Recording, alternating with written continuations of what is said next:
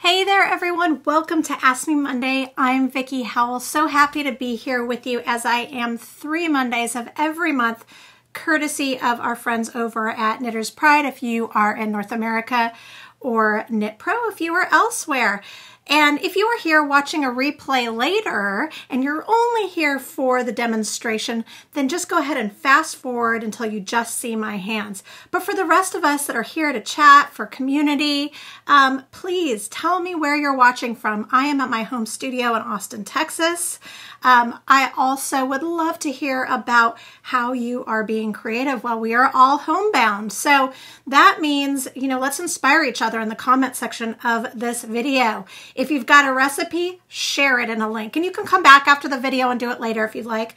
If you have a pattern that you're knitting or crocheting that you really dig, share the link. If you have a tutorial or a video or anything, share it. If you're a creator yourself and you're making all of these things and you've got an Etsy shop or something like that, share that too. We're all home. We might as well see what we're all up to, support each other where we can, and inspire always. And if you reach out and you see, you're scrolling through the comments and you notice that there's somebody else who's watching from your neck of the woods, obviously you can't do it now, but maybe you can connect for when we can go out and hang out in person again.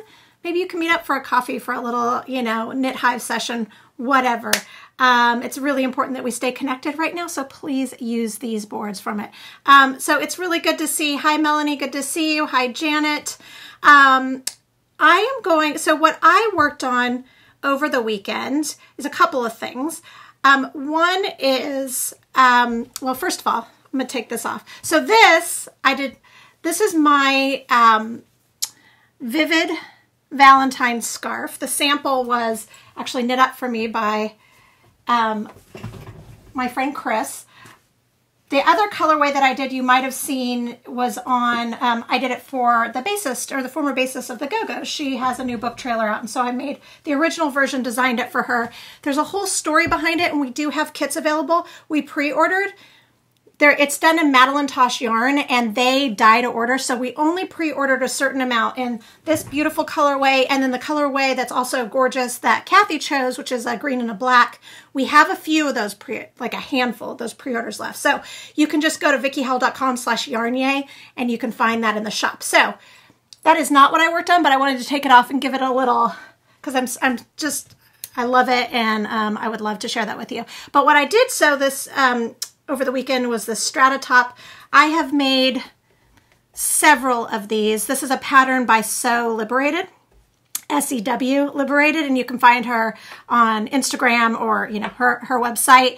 This fabric is a really drapey rayon that I really love. It's by Ruby Star Society, and I got it when I was visiting my friend in Seattle. We went to a store called Dry Goods, and they only had 1.5 yards left because I did want this big, long, flowy thing. But I knew that I could probably get a strata top out of it. So that was back in January, I finally made it over the weekend.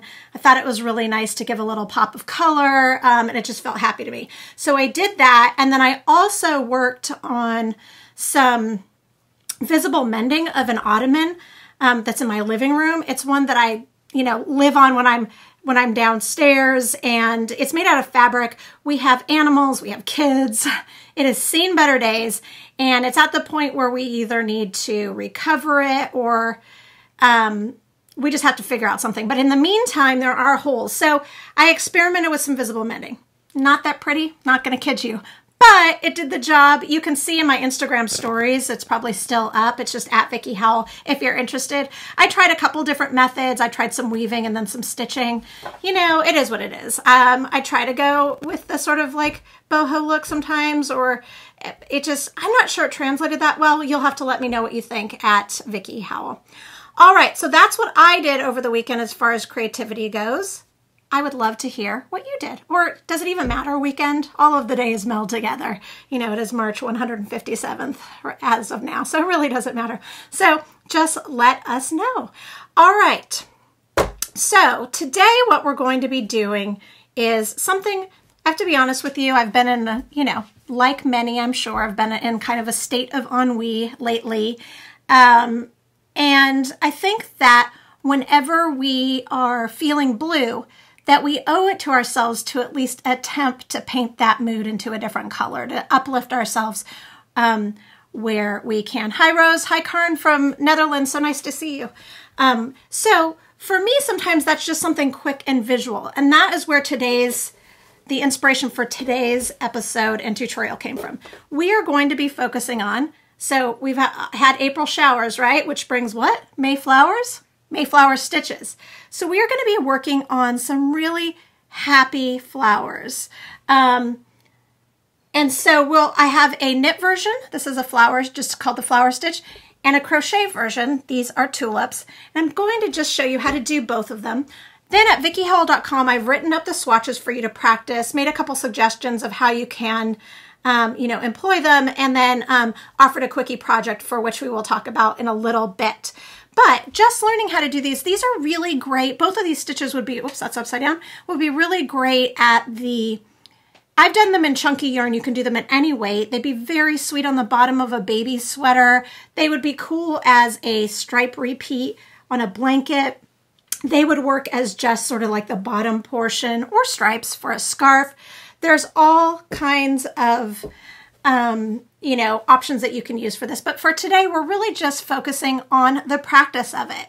Knitting or crocheting flowers just to sort of perk up our moods and sort of bring some of those, outside field trips to see the big fields of flowers that we can't do right now into our own homes. So I'm going to flip the camera around. And we're going to get started. I'm going to start with the crochet one and then work with the knit one. Let me get all set up. I will be using, for this first one, I will be using Knitter's Pride Waves Crochet Hook. These are the ones that are flat and really easy to grip. They're really comfortable to use. I am using a size M13 9mm because I'm also using super bulky yarn. I just felt like it. You can use whatever yarn and hook correspond with each other as far as size goes, because again, we're just learning the stitch. And then I'll talk to you about the needles in a second when we do the knitted one. So let me go ahead and flip around the camera. All right, so let me get us set up here. And again, I've got the swatches and the written instruction for this post up at VickiHowell.com. You can see my very sophisticated setup today. I'm using an old tripod, so it's not as fancy as some of the others. Okay, so to get started, I'm really going to just focus today on today's tutorial on the kind of meat of the project, which are the actual flowers. But as I said, the swatches that I have at VickiHowell.com will show you how to make this entire piece. It'll look just like this. And I've talked, again, you can use whatever weight that you'd like. I'm just using, I have, the superwash super bulky from Valley Yarns that I did a color collection from. I have that here at home, and so I went for that.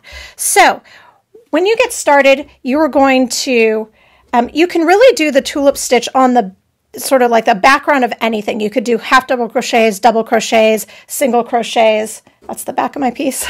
I've done a mixture of both, a row of double crochets and then a row of single crochets. Again, that is written out with the amount that I used for the stitch pattern, for the swatch rather, on at VickiHowell.com.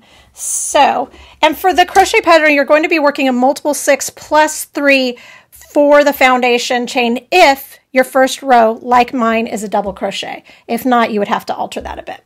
All right, so let me move that out of the way. All right, so I've gone ahead and worked the single crochet and double crochet rows.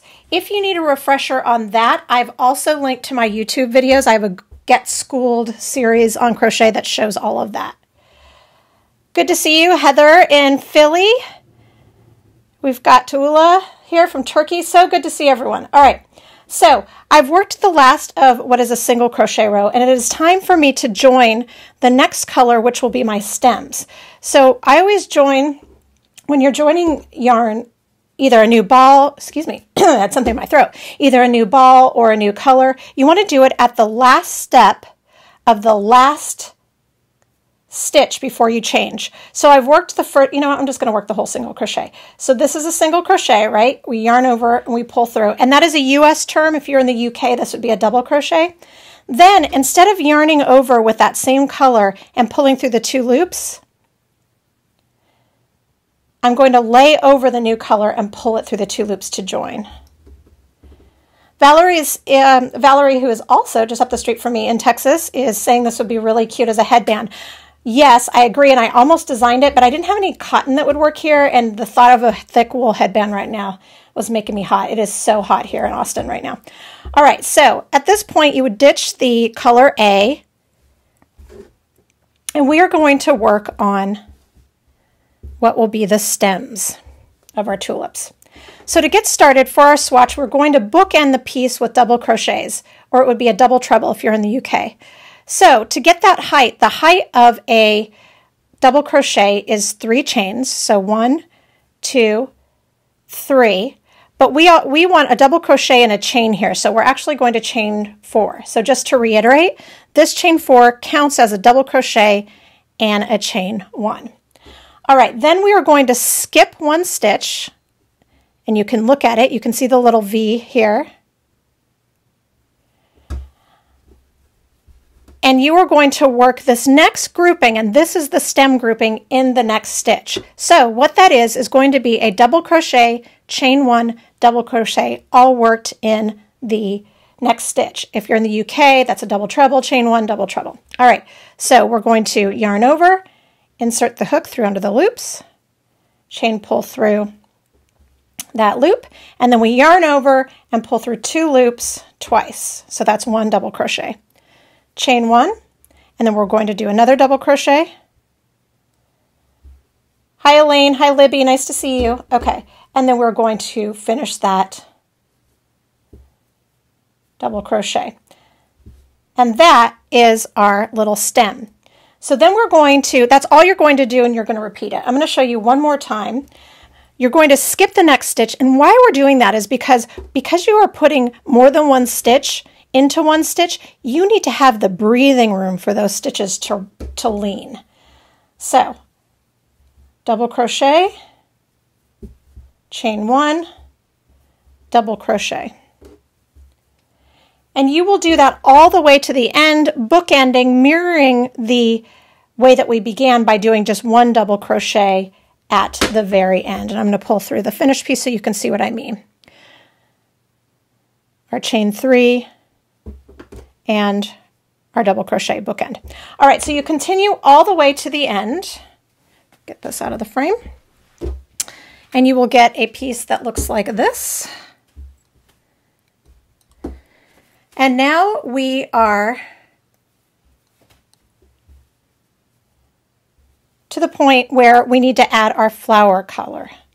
All right, and so I am at the very last stitch, which I just told you was a double crochet. Again, we're joining our color, which means that in the very last, you know what, I might as well, we're all here together, I might as well show you how to do that.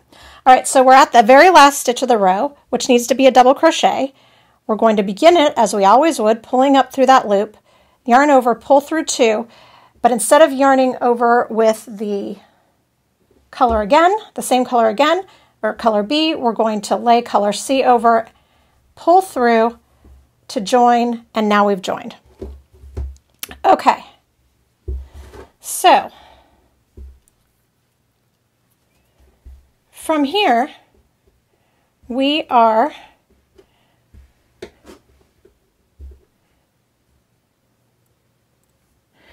I'm just realizing that you may not have needed the chain. I misspoke at the beginning. I said chain 4 at the beginning up here.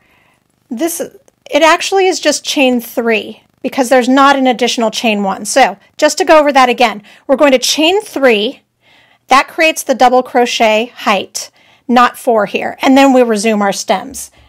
I apologize for making that error. At the end is just a regular double crochet and no chain, because here, this is where, my friends, the chain 4 was. I got ahead of myself. So we're going to chain 4. This is where it will count as a double crochet and a chain 1. All right, for this row, we're working all of our tulips in the middle of our stems. So we'll only be working in our chain ones for most of this. So what we're going to be doing is a form of a bobble, but really all it is a DC4 TOG, so double crochet 4 together. So how we do that is we are going to yarn over, pull through one, that establishes us in our next spot, and then we are going to yarn over and pull through 2 loops. So we're going to create that, first step of the double crochet. But we're going to not complete it. Instead, we're going to repeat that process 3 more times. So yarn over, pull through 1, pull through 2.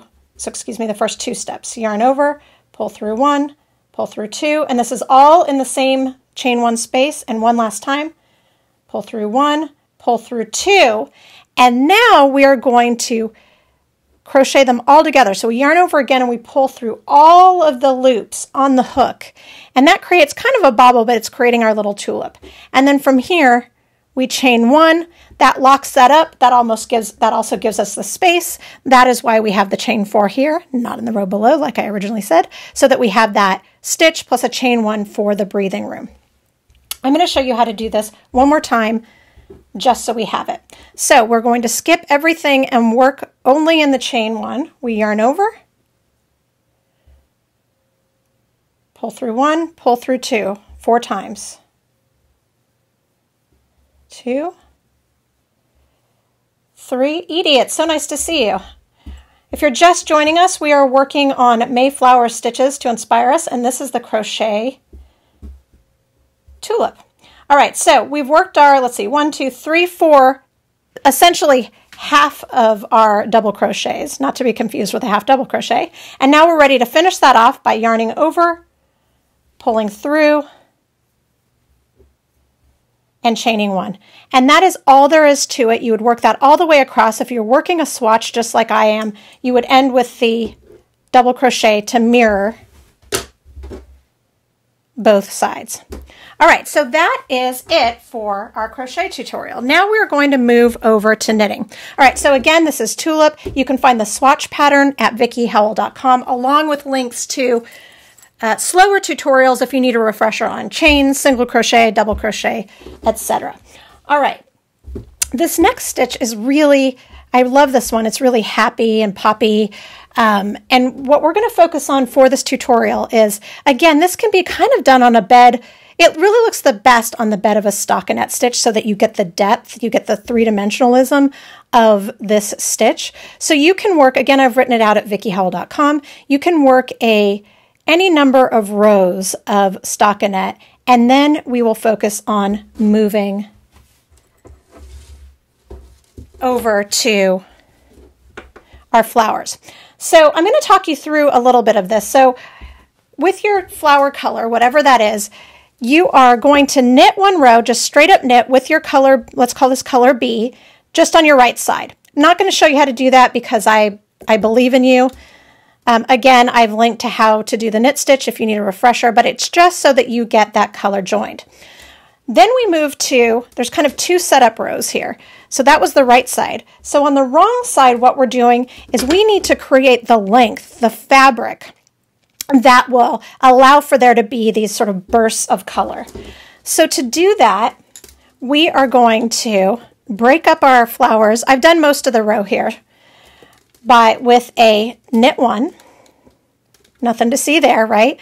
And this is where the setup magic goes. So for the next 5 stitches, we are going to work them as a knit stitch, but we are going to yarn over not once, but 3 times. So 1, 2, 3, let it fall off. So essentially where you had 1 stitch, it'll look like you have 3.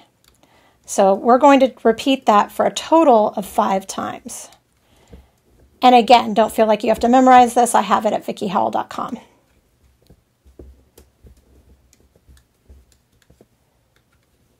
And I'm working with Knitter's Pride ginger needles. I'm working on circulars. Those who watch me regularly know that I almost only work on circular needles, well, or DPNs. I tend to not like straights because they're hard on my wrists. So that is what you're seeing here. All right, so you're going to work to the end. You're going to knit one. All right, so we've completely set up.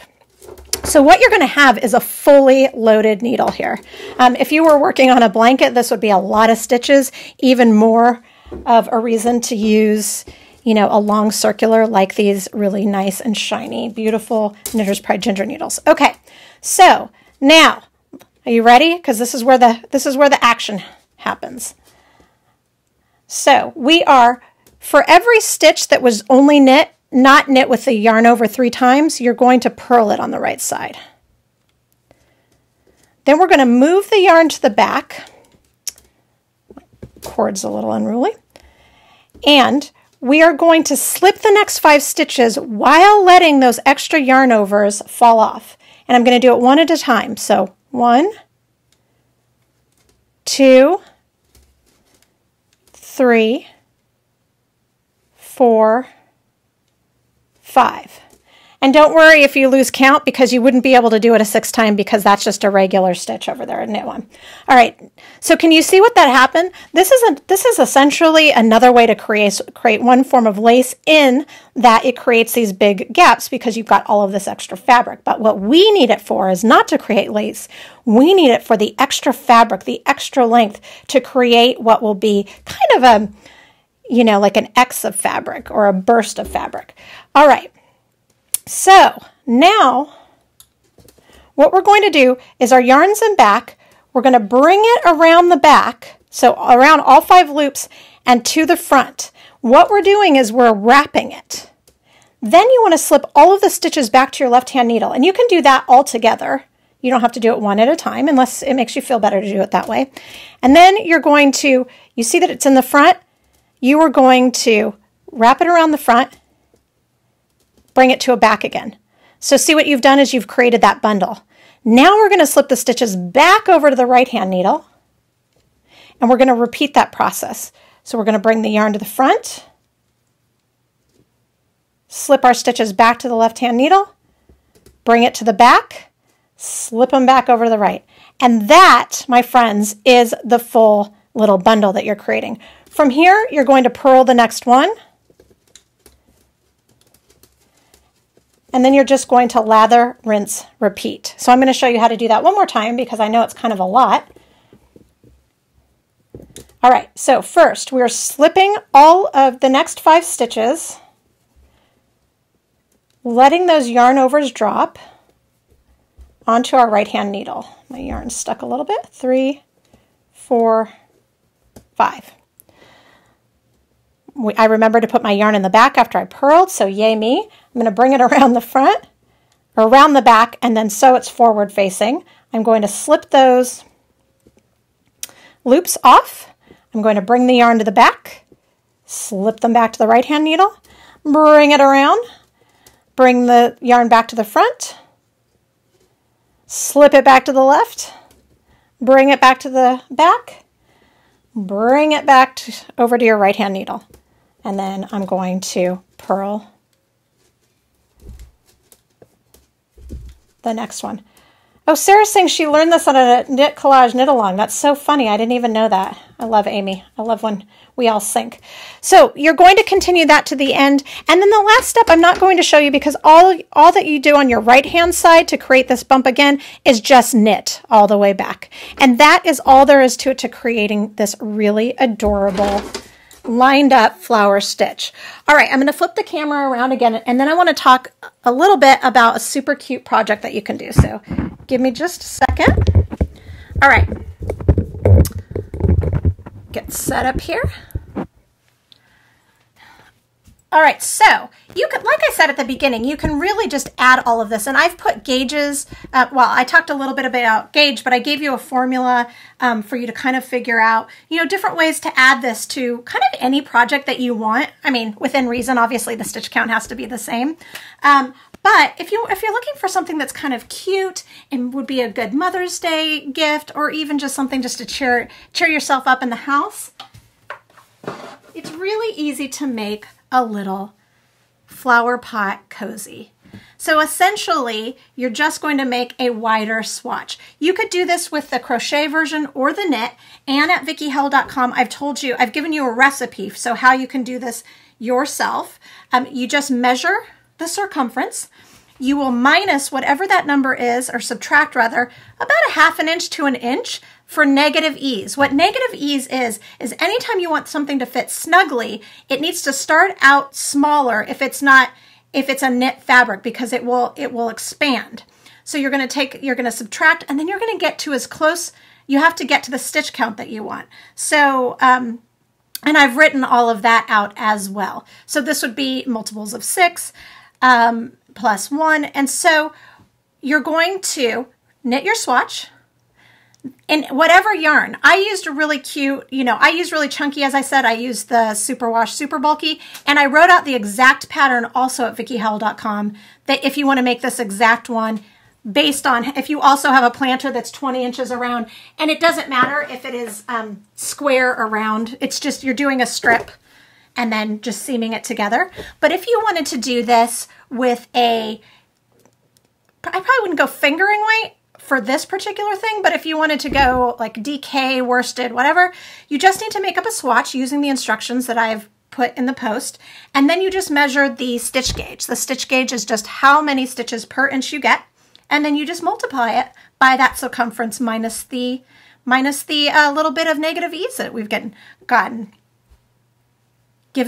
all of the things. From there, you're just going to make your piece. You can make it as tall as you want it. You could add repeats if you were working with a taller vase. You do you. And then you bind off, or if you're working with the crochet version, fasten off, leaving a long enough tail for seaming. Then you're just going to fold it in half, whip stitch it, blanket stitch it, whatever you want to do. Weave in the ends, and you've got a really fun little pop of color. It's hard not to smile seeing that. Again, it would be a really nice little Mother's Day gift, or frankly, just in our house, just a little pop of color. And that is all there is to it. So if you have any questions, be sure to post them, and I will come back and answer them after this video. If you know anybody that would be interested in Mayflower stitches, please share this video. It really helps the Facebook algorithm and the YouTube algorithm later if you share, so I appreciate that. I will be back on May 3rd, which is actually a Sunday, for our next unboxing for Yarnyay. If you're not familiar with Yarnyay, it's my subscription club. I have so many goodies that I get to share, and May's a big one because it's our 2-year anniversary, which means there's going to be giveaways, there's going to be launched products, there's going to be, some things that you've not seen before, but you'll be the first if you're a subscriber. Super fun stuff. So noon, right here on Facebook and YouTube at 12 p.m. Central to check that out. So, and then I will, of course, be back also for Ask Me Monday at noon, live or anytime if you choose to replay it. All right, I think that's all I got. Again, if you were interested in getting one of the last remaining kits for the Vivid Valentine, just go over to VickiHell.com/Yarnyay, and you can click on that shop and they will be there. We're pre-ordering now. I should be able to ship about the first week in May. The yarn is being dyed, so pretty fun. All right, that's all I have for you. Thank you so much for spending this time with me. Please take a little time to fill that creative well. It is so important always, but even more now. Mwah. All right, take care.